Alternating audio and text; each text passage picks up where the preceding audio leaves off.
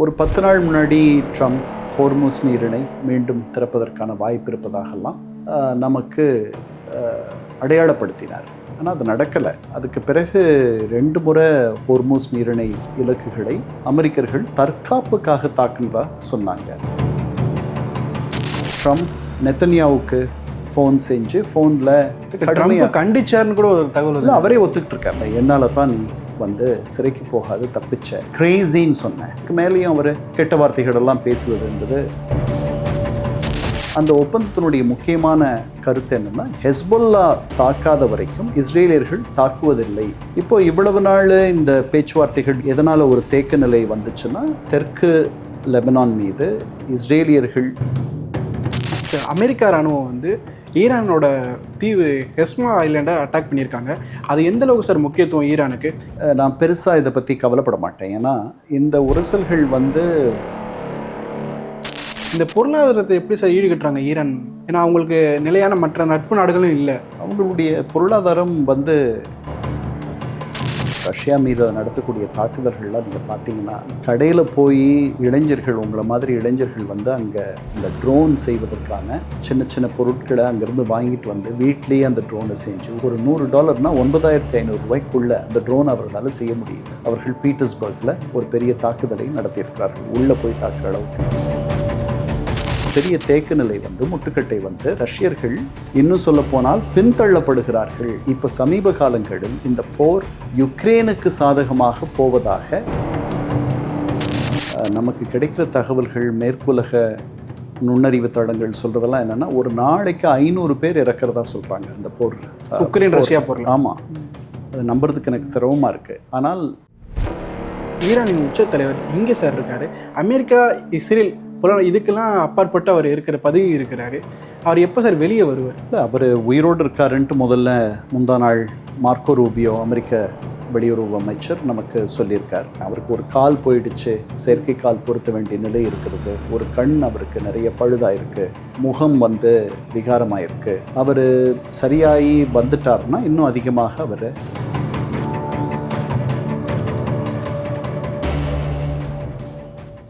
சான்ஸே இல்ல. பனீர்னா இது மட்டும்தான். பனீர்னா only Milky Mist. குளு குளுன்னு காத்து வீசுது. உங்கள் சத்யாவில் குளு குளு ஏசி ஆஃபர். தி டிபேட் நேயர்களுக்கு வணக்கம். இன்று நம்மளுடன் இணைந்திருப்பவர் ஐநாவின் முன்னாள் அதிகாரி திரு கண்ணன் அவர்கள். சார் வணக்கம் சார். வணக்கம் சுல்தான். சார், ஈரான் அமெரிக்கா பேச்சுவார்த்தை நடந்துகிட்டு இருக்கு. இப்போ குவைத்தில் அட்டாக் பண்ணியிருக்காங்க ஈரான். என்ன நடக்குது சார்? அமைதி பேச்சுவார்த்தை எந்த கட்டத்தில் சார் இருக்கு? இல்லை, ஏப்ரல் 12க்கு பிறகு தற்காலிக போர் நிறுத்த ஒப்பந்தம் வந்த பிறகு இந்த 7 வாரங்களில் மத்தியஸ்தம் பாகிஸ்தானிகள் அதை முன்னெடுத்து 2 தரப்புலேயும் பல முன்மொழிவுகளை இந்த பக்கமோ அந்த பக்கமோ கொண்டு போய் சேர்த்துருக்காங்க. அவங்களுக்கு அதுக்கு துணையாக இருக்கிறது கத்தார், துருக்கி, எகிப்து, மற்ற நாடுகள் எல்லாம் தோண போகிறாங்க. ஒரு 10 நாள் முன்னாடி ட்ரம்ப் ஒருவேளை நாளைக்கு ஒரு தற்காலிக ஒப்பந்தம் எட்டப்படலாம், ஹோர்முஸ் நீரிணை மீண்டும் திறப்பதற்கான வாய்ப்பு இருப்பதாகலாம் நமக்கு அடையாளப்படுத்தினார். ஆனால் அது நடக்கலை. அதுக்கு பிறகு 2 முறை ஹோர்முஸ் நீரிணை இலக்குகளை அமெரிக்கர்கள் தற்காப்புக்காக தாக்குனதா சொன்னாங்க. அதற்கு பதிலடியாக ஈரானியர்களும் திருப்பி தாக்குனாங்க. தாக்கும் பொழுது ஒரு முறை குவைத்து பாரேனிலையும் தாக்குதல், இந்த முறை திருப்பி மீண்டும் குவைத்துன்னு நினைக்கிறேன். இது 2வது முறை தாக்குதல் நடந்திருக்கு. இதுக்கிடையில் லெபனானில் ஒரு மிகப்பெரிய ஒரு 10-15 நாட்களாக ஹெஸ்பொல்லாவுக்கும் இஸ்ரேலுக்கும் ஒரு பெரிய உக்கிரமான போர் நடந்துகிட்ருக்கு. அந்த போரை அவங்க நிறுத்தினா தான் இவங்க திருப்பி பேச்சுவார்த்தைக்கு வருவதாக சொன்னதாக ஈரானிய செய்தி நிறுவனங்கள் நமக்கு செய்தி வெளியிட்டாங்க. அது தொடர்பாக ட்ரம்ப் நெத்தன்யாவுக்கு ஃபோன் செஞ்சு ஃபோனில் இந்த நடவடிக்கையை நீங்கள் நிறுத்தணும், இந்த பேச்சுவார்த்தை மீண்டும் தொடங்கணும் அப்படின்றதுக்காக கடுமையாக கண்டிச்சார்னு கூட ஒரு தகவல் அவரே ஒத்துக்கிட்டு இருக்காரு. நேற்று தான் ஒத்துக்கிட்டு இருக்காரு. ரொம்ப நான் கடுமையாக பேசினேன் அப்படின்லாம் சொல்கிறாரு. அவர் கெட்ட வார்த்தைகள்லாம் பயன்படுத்தினதா ஒரு பேச்சு இருக்குது. அவர் நான் இல்லைன்னா நீ சிறைக்கு போயிருப்ப, என்னால் தான் நீ சிறைக்கு போகாது தப்பிச்ச, அப்புறம் உன்னை பிடிக்காதவர்களும் இஸ்ரேலை பிடிக்காதவர்களும் அதிகமாக ஆகிட்டாங்க உன்னுடைய நடவடிக்கை எதுவும் பிடிக்கலை அப்படின்லாம் அவர் சொன்னதாக செய்தி நிறுவனங்கள் சொல்லுது. அவரே என்ன சொல்லியிருக்கார், நான் கடுமையாக பேசினேன், கிரேசின்னு சொன்னேன், பைத்தியக்கார மாதிரி நீ நடந்துக்கிற அப்படின்னு சொன்னேன்ற அந்த அளவு வரைக்கும் அவர் ஒத்துக்கிட்டு இருக்கார். அதுக்கு மேலேயும் அவர் கெட்ட வார்த்தைகளெல்லாம் பேசுவது என்பது அவருக்கு வந்து அது ரொம்ப இயல்பானது. அவர் பேசியிருக்கலாம். லெபனிய அரசுக்கும் இஸ்ரேலிய அரசுக்கும் அமெரிக்கர்கள் மத்தியஸ்தம் செஞ்சு ஒரு தற்காலிக போர் நிறுத்த ஒப்பந்தம், ஏற்கனவே ஒரு ஒப்பந்தம் இருந்துச்சு சில வாரங்களுக்கு முன்னாடி, அமெரிக்கர்கள் தான் அதை முனைஞ்சு செஞ்சு கொடுத்தாங்க. அதை மீண்டும் புதுப்பிச்சுட்டு அந்த ஒப்பந்தத்தினுடைய முக்கியமான கருத்து என்னென்னா, ஹெஸ்பொல்லா தாக்காத வரைக்கும் இஸ்ரேலியர்கள் தாக்குவதில்லை, பதிலுக்கு தாக்குவதில்லை அப்படின்ட்டு ஒத்துக்கிட்டு இருக்காங்க. இப்போ இவ்வளவு நாள் இந்த பேச்சுவார்த்தைகள் எதனால் ஒரு தேக்க நிலை வந்துச்சுன்னா, லெபனான் மீது, தெற்கு லெபனான் மீது இஸ்ரேலியர்கள் வந்து எடுக்கக்கூடிய இந்த படையெடுப்பு, இந்த போர், அதுக்கப்புறம் அவங்க ஒரு கோட்டையை பிடிச்சிருக்காங்க, லிட்டனின்னு ஒரு ஆறு இருக்குது, அந்த ஆறு வரைக்கும் அவர்கள் படைகள் முன்னேறி வந்திருக்கின்றன. இதுதான் வந்து தடையாக இருந்துச்சு ஒரு ஒப்பந்தம் வருவதற்கு. இப்போ அது வந்து ஒரு சின்ன வெளிச்சம் தெரியுது. இந்த ஒப்பந்தம் நேற்று கையெழுத்தாயிருக்கு.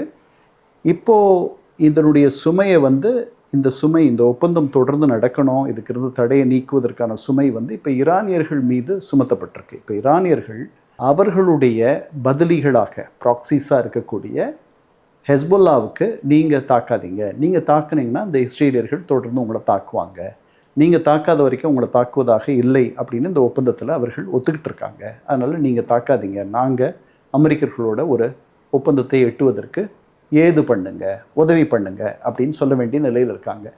இன்னும் சில நாள்களில் ஒரு நல்ல செய்தி வரலாம்னு நான் நினைக்கிறேன். இதெல்லாம் பார்க்கும் பொழுது பொறுத்திருந்து பார்ப்போம். சார், தெற்கு லெபனான் கண்ட்ரோலில் வந்து ஹிஸ்புல்லா தான் வச்சுருக்காங்களா, இல்லை லெபனோட ஆர்மி கண்ட்ரோலில் தெற்கு லெபனான் இருக்கா? இல்லை, லெபனிய அரசு வந்து மிகப்பெரிய அதிகாரமிக்க அரசெல்லாம் கிடையாது. அது ஒரு பலமில்லாத ஒரு அரசு. தெற்கினுடைய ஆளுகை, தெற்கினுடைய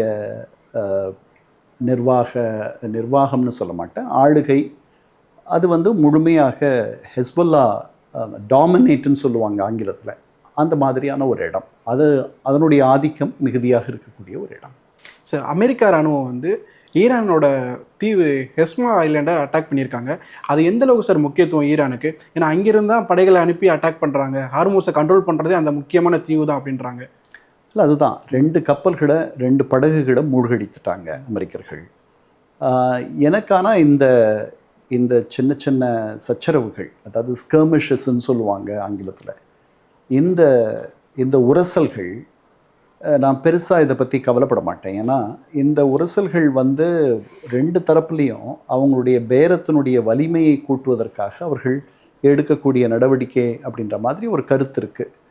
அது இருக்கலாம், அவங்களுக்கு தான் தெரியும். இதனால் இந்த பேச்சுவார்த்தைகள் முடங்கிடும் அப்படின்ற ஒரு அச்சம் நமக்கு தேவையில்லைன்னு தோணுது எனக்கு. சார், பொருளாதார ரீதியாக இந்த வாரில் அமெரிக்கா எந்த அளவுக்கு சார் பாதிப்புள்ளாகிருக்காங்க? ஏன்னா அவங்க அட்டாக் வந்து ஈரானும் வளைகுடா நாடுகள் பாதிச்சிருக்காங்க, பல பகுதிகள் இழந்திருக்காங்க, பல மக்கள் இறந்துருக்காங்க. ஆனால் பொருளாதார ரீதியாக அமெரிக்கா எந்த அளவுக்கு சார் இந்த இதில் வீழ்ச்சி அடைஞ்சிருக்காங்க இந்த வளைகுடா போரில்? இந்த போரில் அவங்க இது வரைக்கும் அவங்க செலவு பண்ண தொகை ஒரு $1 trillion இருக்குன்ட்டு ஒரு கணக்கு சொல்லுது. 1 trillion 1000 பில்லியன்.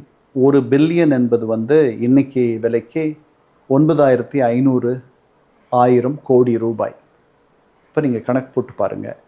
ஈரானியர்கள் இதே நேரத்தில் அவங்க வந்து ஒரு $300 பில்லியன் அளவுக்கு அவர்களுடைய கட்டமைப்புகள் சீரழிந்திருக்கின்றன அப்படின்ட்டு அவர்களுக்கு ஏற்பட்டிருக்க இழப்பு அப்படின்ற ஒரு தகவலும் நமக்கு தெரியும். ஸோ அதே மாதிரியே வந்து இந்த பொருளாதாரத்தை எப்படி சார் ஈடுகட்டுறாங்க ஈரான்? ஏன்னா அவங்களுக்கு நிலையான மற்ற நட்பு நாடுகளும் இல்லை. அப்படி இருக்கும்போது அவங்க பொருளாதார உதவி எப்படி சார் பெறுறாங்க? மற்ற நாடுகள் யார் சார் உதவி பண்ணுறா ஈரானுக்கு? இல்லை, அவங்களுக்கு எண்ணெய் வளம் இருக்குது, அதை வந்து பொது சந்தையில் விற்பதற்கு அவங்களுக்கு பெரிய தடை இருக்குது. அந்த எண்ணெயில் 80% மேலே சீனர்கள் வாங்கிடுறாங்க. அதனால் எண்ணெய் விற்கக்கூடிய காசு வந்துட்டுருக்கு. அந்த காசை வச்சு அவங்களுடைய பொருளாதாரம் வந்து இயல்பாக நடக்க முடியாமல் கொஞ்சம் தடுமாறி தான் நடந்துகிட்ருக்கு. அந்த இடத்துல இருந்து அவர்கள் பழைய இடத்துக்கு போகிறதுக்கு, அதனால தான் அவர்கள் இந்த ஒப்பந்தத்துக்கு வர்றதுக்கே ஆசைப்படுறாங்க. அவங்களால பொது சந்தையில் இதை விற்க முடியணும். அவர்களுக்கு நீங்கள் சொன்ன மாதிரி பெரிய ஆதரவாளர்கள் பெருசாக கிடையாது. சீனர்கள் கொஞ்சம் இருக்காங்க, வேறு சில நாடுகள் அவர்களுக்கு உதவி பண்ணலாம், ரஷ்யர்கள் கொஞ்சம் உதவி பண்ணலாம். அதை தவிர பெரிய அளவில் அவர்கள் அவர்களுடைய சமூகத்தோடவே நாடுகளோடவே சேர்ந்து வாழ்கிற மாதிரி தெரியலையே. சார் அதே மாதிரி ஈரான் வந்து அட்டாக் பண்ணுறதுல வந்து சின்ன சின்ன படகுகளை இது பண்ணுறாங்க, உபயோகப்படுத்துகிறாங்க. அந்த ஸ்ட்ராட்டஜி எப்படி சார் இருக்குது? ஏன்னா இப்போ அவங்க அட்டாக் பண்ணுற எல்லாமே சின்ன சின்ன மிசைலை வச்சு பெரிய சேதாரத்தை உண்டாக்குறாங்க. பொருளாதார ரீதியாக வந்து வளைகுடா நாடுல பக்ரைன், அமெரிக்க பேசஸ் மேலே அட்டாக் பண்ணுறது எல்லாமே சின்ன சின்ன பேஸ், பொருளாதாரம்னா ரொம்ப கம்மியான செலவில் அவங்க அட்டாக் பண்ணுறாங்க.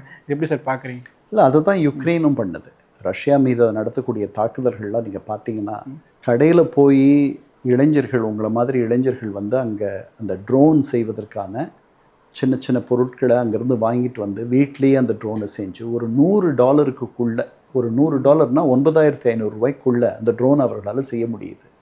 அது நேற்று கூட அவர்கள் பீட்டர்ஸ்பர்கில் ஒரு பெரிய தாக்குதலை நடத்தியிருக்கிறார்கள், உள்ளே போய் தாக்குற அளவுக்கு. அதனால் ரொம்ப மலிவான இந்த மாதிரியான அழிவு ட்ரோன்களை அவர்களால் செய்ய முடிஞ்சு பெரிய அழிவை அந்த பக்கம் எதிரிக்கு ஏற்படுத்த முடியுது. பீட்டர்ஸ்பர்கில் 29 ஆண்டுகளாக தொடர்ந்து ஆண்டாண்டு ஒரு பொருளாதார மாநாட்டை ரஷ்யர்கள் கூட்டுகிறார்கள். இந்த மாநாடு இந்த ஆண்டு அந்த மாநாடு நடந்துகிட்ருக்கு. 130 நாடுகளிலிருந்து பிரதிநிதிகள் அந்த மாநாட்டில் கலந்துக்க வந்திருக்காங்க. அமெரிக்கா கூட ஒரு தூது குழுவை அனுப்பியிருக்கு அந்த மாநாட்டில் கலந்துக்க. இவர்கள் பீட்டர்ஸ்பர்க் உள்ள இந்த ட்ரோன்கள் போய் இந்த சாகசத்தை செய்கின்றன. கடந்த பல மாதங்களாக யுக்ரைன் ரஷ்ய போர் முனையில் ஒரு பெரிய தேக்க நிலை வந்திருக்கு. ரஷ்யர்கள் முன்னேறி வந்துட்டு இருந்தார்கள், ரஷ்ய படைகள் அதுவே மெதுவாக தான் பண்ணிகிட்டு இருந்தாங்க. ஆனால் ஒரு முன்னேற்றம் கொஞ்சமாவது இருந்துச்சு. இப்போது முற்றிலுமாக பெரிய முன்னேற்றம் இல்லாமல் ஒரு பெரிய தேக்க நிலை வந்து முட்டுக்கட்டை வந்து ரஷ்யர்கள் இன்னும் சொல்லப்போனால் பின்தள்ளப்படுகிறார்கள். அவர்கள் கைப்பற்றிய இடங்களை கூட சில இடங்களை யுக்ரைனியர்கள் விடுவித்திருக்கிறார்கள். இப்போ சமீப காலங்களில் இந்த போர் யுக்ரைனுக்கு சாதகமாக போவதாக ஒரு பேச்சு இராணுவ நிபுணர்கள் மத்தியில் எழுந்திருக்கிறது. சார் உலகத்திலே இரண்டாவது பெரிய நாடுனா அது ரஷ்யா தான். ஏன் பல வருடங்களாக வந்து உக்ரைனுக்கு எதிராக, அதாவது குறிப்பிட்டு சொல்லணும்னா இஸ்ரேலுக்கு ஆதரவு அமெரிக்கா இறங்கினா களத்தில் இறங்கி ஈரான் அட்டாக் பண்ணாங்க. ஆனால் அமெரிக்கா வந்து ஸ்ட்ரெயிட்டாக வந்து வெப்பன்ஸ் மட்டும் தான் சப்ளை பண்ணிட்டு இருக்காங்க. அப்படி இருந்த போதிலும் ஏன் சார் ரஷ்யா வந்து உக்ரைன் எதிர்கொள்கிறது கொஞ்சம் அச்சமா, இல்லை ஏன் சார் இந்த கால இடைவெளி அதிகமாக எடுக்க சார்? இல்லை, அப்படி இல்லை. இன்றைக்கி வந்து ஒரு நாட்டு உள்ள போய் அந்த நாட்டை உடனே வெற்றி கொண்டுட முடியும் அப்படின்ற மாதிரிலாம் போர் முறைகள் இல்லை. முதல்ல மனிதர்களை நிறையா ஈடுபடுத்தி போர் பண்ணுறதெல்லாம் பழைய காலம். இப்போ நிறையா ஆயுதங்கள், அதாவது தானியங்கி ஆயுதங்கள், அன்மேன்ட் ஏர்கிராஃப்ட்ஸ், மனிதரே இல்லாத பறக்கக்கூடிய விமானங்கள், இந்த மாதிரியெல்லாம் ட்ரோன்ஸ், மிசைல்ஸ், இந்த மாதிரி நிறையா வந்துருச்சு. அதனால் நம்ம முன்னாடி பழமையான போர் முறையில் மனிதர்களும் மோதிக்கொள்வது அதெல்லாம் இல்லாத போயிடுச்சு. ஒன்று. ரெண்டாவது, 2 தரப்புலேயும் வந்து நவீன ஆயுதங்கள் இருக்குது. 2, மனிதர்கள் அதிகமாக இழக்காத ஒரு போரை நீங்கள் வந்து வெல்லணும் அப்படின்னா அதற்கு நாளாகும். எந்த நாடும், அதாவது இந்த போர் நமக்கு காட்டுறது, இது வந்து 50வது மாதம் இந்த போர் தொடங்கி. இந்த போர் நமக்கு காட்டுவது என்னென்னா எவ்வளவு பெரிய சக்தியாக 52வது மாதம் நினைக்கிறேன், ஃபெப்ரவரி தொடங்குச்சு இந்த போர். ஃபெப்ரவரியோ ஏப்ரலோ 2022 தொடங்குச்சு.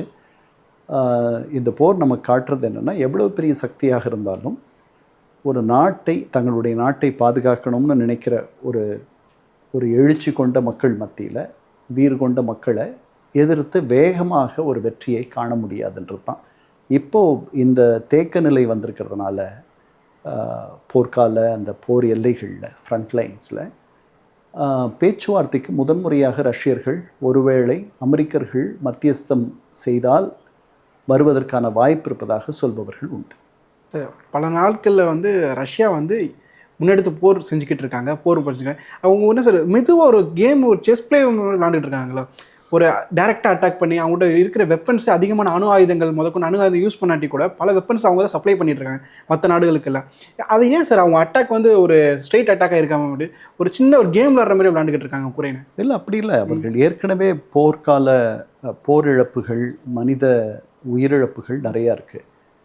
நமக்கு கிடைக்கிற தகவல்கள், மேற்குலக நுண்ணறிவு தளங்கள் சொல்கிறதெல்லாம் என்னென்னா ஒரு நாளைக்கு 500 பேர் இறக்கிறதா சொல்கிறாங்க அந்த போர், உக்ரைன் ரஷ்யா போரில். ஆமாம், அதை நம்புறதுக்கு எனக்கு சிரமமாக இருக்குது. ஆனால் ஏற்கனவே இவ்வளவு உயிரிழப்புகள் இருக்கிறதுனால நிறைய அந்த என்ன சொல்கிறது ஆயுதங்கள், இந்த தானியங்கி ஆயுதங்கள், தானியங்கி தளவாடங்கள், இதை வச்சு தான் இந்த போரை நடத்தணும்னு நினைக்கிறதும் காரணமாக இருக்கலாம். ஆனால் நார்த் கொரியா சோல்ஜர்ஸை வந்து ரஷ்யா யூஸ் பண்ணுறாங்க உக்ரைன் போர். அது முடிஞ்சு போச்சு, அவங்க திரும்பி போயிட்டாங்க. அவங்க வந்து யுக்ரைன் உள்ள வரல, ரஷ்யாவில் இருந்தார்கள். பல ஆயிரக்கணக்கான வீரர்கள் அவங்க வந்து அந்த மைன் கிளியரிங், அதுக்கப்புறம் அவர்கள் வந்து அங்கே நேராக போர் பண்ணாங்களான்னு தெரியல. ஆனால் பல பேர் இறந்து போயிட்டாங்க. அவர்களை கிம் ஜாங் உன் அவங்கள வரவேற்கிறத நம்ம பார்த்தோம் இதில் கொஞ்ச நாள் முன்னாடி. அதனால் அது முடிஞ்சு போச்சு. அவர்கள் திருப்பி இறந்து போனவர்களை அந்த இடத்த நிரப்புறதுக்கு ஆட்களை கண்டுபிடிக்கிறது ரொம்ப சிரமப்படுவதாக மேற்கத்திய உளவு நிறுவனங்கள் நமக்கு சொல்கிறாங்க. சார் அதே போல் வந்து வளைகுடா நாடுகள் போர் இருக்குல்ல சார், அது அமெரிக்காவோட பேஸை மட்டும் தான் குறி வச்சு ஈரான் அட்டாக் பண்ணிக்கிட்டு இருக்காங்கன்னு வருது, தகவல் வருது. பொதுமக்களையும் அட்டாக் பண்ணுறாங்களா? பொதுமக்கள் வாழ்வு இடத்துல அட்டாக் பண்ணிக்கிட்டு இருக்காங்க. இப்போ அப்படி இருக்க மாதிரி தெரியல. பட் முன்னாடி வந்து அந்த 38 நாள் நடந்த போரில் அமெரிக்க இலக்குகளை மட்டும் அவங்க தாக்கலை, அதுக்கு மேலேயும் கூட தாக்குனாங்க. சில போருக்கு தொடர்பில்லாத சில அப்பாவி மக்களும் இறந்ததெல்லாம் கூட நம்ம பார்த்தோம். இந்த முறை இப்போ நடந்த இந்த உரசல்களில் அது நடந்துச்சான்னு தெரியல. சார் ஈரானின் உச்ச தலைவர் இங்கே சார் இருக்கார். அமெரிக்கா, இஸ்ரேல் இதுக்கெல்லாம் அப்பாற்பட்டு அவர் இருக்கிற பதவி இருக்கிறாரு. அவர் எப்போ சார் வெளியே வருவார்? இல்லை, அவர் உயிரோடு இருக்காருன்ட்டு முதல்ல முந்தா நாள் மார்க்கோ ரூபியோ அமெரிக்க வெளியுறவு அமைச்சர் நமக்கு சொல்லியிருக்கார். அவர் அதிகமாக இந்த பேச்சுவார்த்தைகளில் தலையிடுகிறார், பேசுகிறார், கலந்து கொள்ளுகிறார் அப்படின்ற நல்ல தகவலையும் தரார். அதனால் அவர் குணமாகி வரதாக தான் நான் நினைக்கிறேன். அவருக்கு ஒரு கால் போயிடுச்சு, செயற்கை கால் பொருத்த வேண்டிய நிலை இருக்கிறது, ஒரு கண் அவருக்கு நிறைய பழுதாயிருக்கு அந்த தாக்குதலில், முகம் வந்து விகாரமாயிருக்கு அப்படின்லாம் ஒரு எண்ணத்தை நமக்கு நடுநிலை விமர்சகர்கள், நடுநிலை ஆய்வாளர்கள், நடுநிலை நுண்ணறிவு செய்திகளை சேகரிப்பவர்கள் நமக்கு சொல்லுகிறார்கள். அவர் சரியாகி வந்துட்டார்னா இன்னும் அதிகமாக அவர் கலந்துக்குவார் இதில் அப்படின்னு நான் நினைக்கிறேன். அவருக்கு வந்து அவரை மீறி இப்போ இந்த 10 நாளில் வந்து ஒரு தீவிரவாத போக்கை கொண்ட சில நாடாளுமன்ற ஒரு நாடாளுமன்ற உறுப்பினர் அமெரிக்கர்களோடு எந்த சமரசமும் செய்து பேச்சுவார்த்தை வேணாம், போர் தான் தீர்வு அப்படின்லாம் சொல்லி பதிவிட்டதெல்லாம் நம்ம பார்த்தோம். அதை வந்து அவர்கள் கண்டித்ததையும் பார்த்தோம். இந்த பக்கம் இருந்து வந்து நாடாளுமன்ற அவைத்தலைவர் காலிபாஃப் அதை வந்து கண்டித்து அவர் பேசினதையும் பார்த்தோம். அதனால் எனக்கு வந்து இது தாமதமானாலும் கூட ஒரு நல்ல முடிவை நம்ம இன்னும் கொஞ்ச நாளில் பார்ப்போம்னு நினைக்கிறேன். ஸோ இஸ்ரேல் வந்து லெபனானில் வந்து முன்னேறி அட்டாக் பண்ணிக்கிட்டு இருக்காங்க. இந்த பக்கம் வந்து அவங்களுக்கு காசாலையும் ஹமாஸ் இருக்குது. இப்படி பல சுற்றிவட்ட நாடுகள் சுற்றி இருந்த எதிரிகளாக இருந்தாலும் அவங்க இப்படி தலை சிறந்த நாடாக இருக்கிறது என்ன சார் காரணம்? அது வந்து இராணுவ பலத்தில் சார்.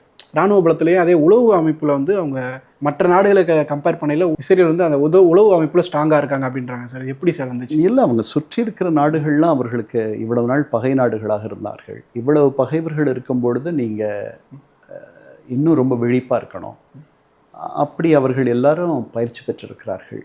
அந்த நாட்டை வந்து ஒவ்வொரு நிமிடமும் நாம் காப்பாற்றணும். நம்ம சுற்றி இருப்பது எல்லாரும் எந்த நண்பர்களே இல்லை நமக்குன்ற மாதிரி ஒரு சூழல் அவங்களுக்கு. 80 தான் முதல்ல எகிப்து நண்பராச்சு, 94 தான் ஜோர்டன் நண்பராச்சு. மற்றவர்கள் யாரும் இன்னும் நண்பர்களாகலை.